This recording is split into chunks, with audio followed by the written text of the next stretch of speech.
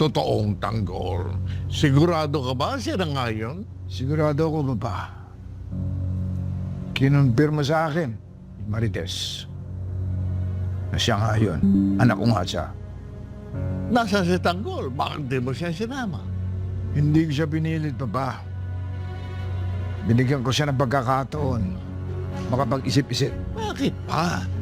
Ayaw ba niyang maging sa Montenegro? Galit siya sa akin, Papa, dahil sa nangyari kay Monique. Siya rin yung lalaking tumangay kay Monique. Ano? Anong nangyari sa inyo ni Ramon Montenegro? Naglabang kami. Munti kami magpatayan. Buti na lang dumating si nanay at tinawad kami. Sinabi niya sa akin na ito ang totoo kong ama. Buti pala dumating ang nanay mo. Kundi baka ikaw pa nakapatay sa totoo mong tatay.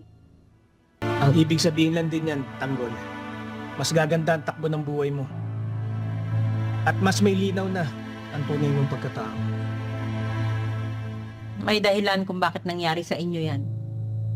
Para magkita na kayo ng ama mo at lumabas na ang katotohanan. Teka, tanggol. Bakit di ka niya sinama?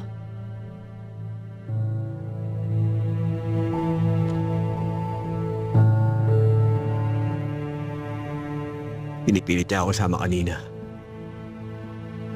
Pero hindi ako pumayag. Ang sabi niya, bukas pumunta ako sa mansyon nila para may pakilala niya ako sa ama